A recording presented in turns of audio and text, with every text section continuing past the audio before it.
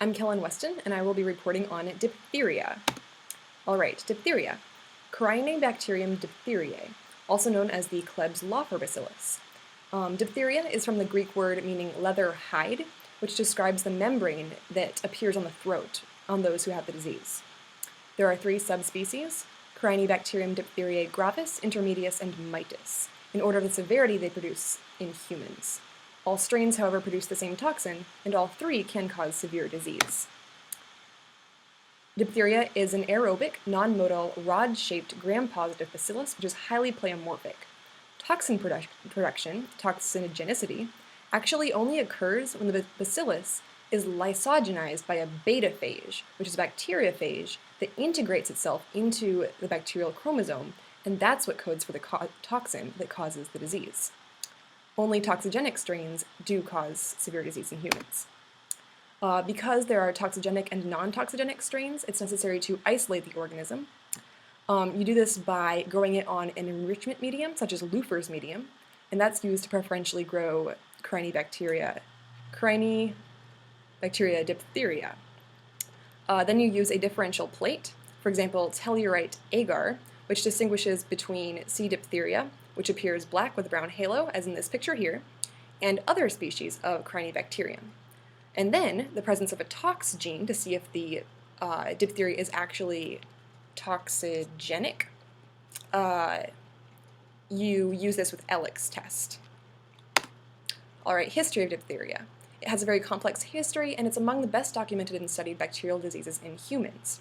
It was first described in the 5th century BCE by none other than Hippocrates. In the 17th century, it was very widespread in Europe, and it was called El Garatio, called the strangler in Italy because it chokes you to death.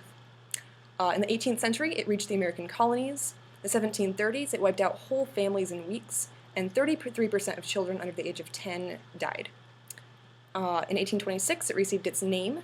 1833, Klebs and Lüfer used Koch's postulates to identify the bacterium itself by its characteristic club-shaped appearance. Lüfer showed that it produces a toxin, and this is the first description of a bacterial endotoxin in science. 1890, an antitoxin was found, but it caused much too severe reactions in the patient to actually be used as a vaccine. Also in 1909, the toxin-antitoxin complex was used as an immunization. However, there were 2 problems. It was highly toxic, and also used horse serum, which can be highly allergenic. Finally, in 1924, Raymond and Glennie found that diphtheria toxin could be converted to its non-toxic, but still antigenic equivalent by treating it with formaldehyde. And this vaccine they created, the diphtheria toxoid, is the safest, one of the safest and surest vaccines of all time, and it's still used today. Characteristics. Diphtheria is an upper respiratory tract illness, and it can involve almost any of your mucous membranes. It's characterized by a sore throat, a low fever, and you get this adherent membrane in your tonsils, pharynx, and or nose. It has an incubation of 2 to 5 days, and there are 4 different classes of the disease based on where you get infected. The first place is anterior nasal diphtheria that happens in your nose. This one is indistinguishable from the common cold, and it's characterized by a mucopurulent discharge. Basically, you have a lot of mucus and pus coming out of your nose, which can be blood-tinged.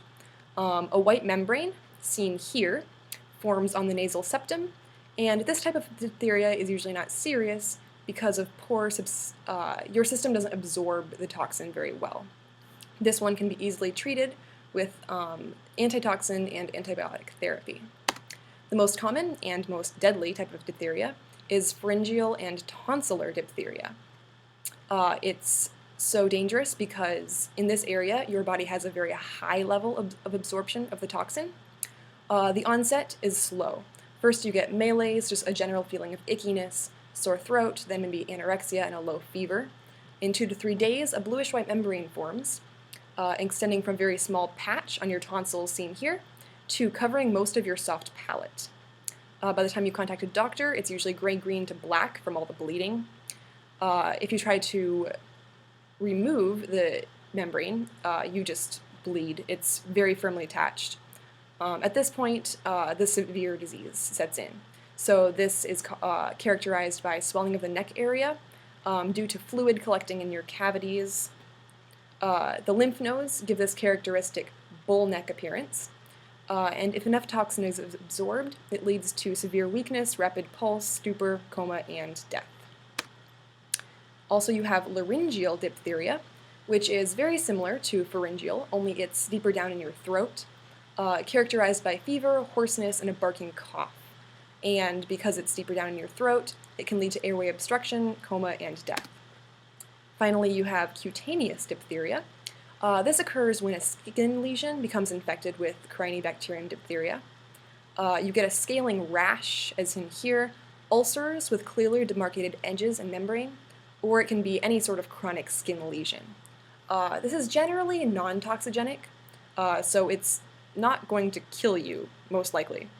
But even the toxigenic cases are much less severe. This type of diphtheria is more common in tropical climates, non-industrial countries, and in the US only in areas where there's very low hygiene. Pathogenicity.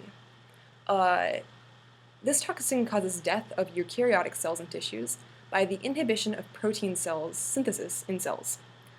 Basically, when the toxin is absorbed, it's carried by the bloodstream to your other organs and tissues. If it's carried to your heart, it leads to myocarditis, which leads to heart failure. Also, it can affect your motor nerves with neuritis. Basically, in the 3rd week of diphtheria, you get paralysis of your soft palate, and then by the 5th week, paralysis of eye muscles, limbs, and diaphragm, which leads to respiratory failure. Even without these complications, airway obstruction can occur, especially in infants who have smaller airways. Prevention and treatment. Because children are more susceptible, it is required in the US to be immunized at 3 to 4 months, and then you have booster shots throughout your life. In the US, DTP or DTaP is used for children, and TD or Tdap is used for adults. Pregnant women should receive a dose Tdap during each pregnancy. This has 95 to 97% efficacy, and it lasts for about 10 years. It's recommended you get a booster shot every 10 years. However, the vaccine doesn't neutralize toxin that has already been fixed to your tissue, so if you're already seeing that membrane form on your tonsils, the vaccine isn't going to help you. All it does is it neutralizes circulating or unbound toxin, and it prevents the progression of the disease. Those who already have the disease are given both the antitoxin and antibiotics. Contacts with infected people in close contact with the infected person should also receive antibiotics. And also, if you have cutaneous diphtheria, which is toxigenic, you would also receive antibiotics. Occurrence. Diphtheria is really seen worldwide, especially in tropical countries. It's rare in industrialized countries, mostly due to proper vaccination protocols in order. And it's most frequently seen in the winter and spring. Its reservoir is in asymptomatic human carriers, and during outbreaks, it turns out actually a higher percentage of children are carriers. Transmission is usually airborne, because, once again, one of the main characteristics is a lot of coughing, so don't let somebody with diphtheria cough on you. Sometimes from skin lesions, either direct contact or by fomites. Transmission can occur as long as you have the virulent bacilli inside of you, and it's present in discharges and lesions. And chronic carriers can actually shed the organism for over 6 months without proper antibiotics. In England and Wales in the 1930s, diphtheria was actually among the top 3 causes of death for children. It also had a very high cause of death in the US until the widespread use of the diphtheria toxoid, which became widespread by the 1940s, even though it was discovered in the 1920s. Since then, cases have drastically declined, and only 5 cases have been reported in the US since the year 2000. It's very close to being not even an issue in the US, as long as we properly vaccinate. Age is very much a factor in diphtheria, even though it affects children the most. Since 1980, 64% of cases have been in adults over 20, mainly due to lack of immunity from inadequate levels of antitoxin in their circulation. Probably this is just from failure to receive their proper booster shots or failure to immunize in the first place. Globally, it's once again mostly seen in unindustrialized countries and tropical areas, but the incidences of diphtheria are quickly declining thanks to procedures of routine immunization being put in place. And here are some graphs illustrating the spread of the disease. As you can see, since the vaccine was widely implemented in the US around the late 1940s, you can see how the disease has drastically decreased. Here's a close-up of that graph. In more recent years, any spikes you see it's still a very, very low case of incidence, no more than 5 each time. In most recent times, it has been due to failure to properly immunize. And down here is a graph of the occurrences of diphtheria worldwide. These dark areas are where you see diphtheria the most, around here in Central Africa and also a little bit over here. Yes, and this has been diphtheria.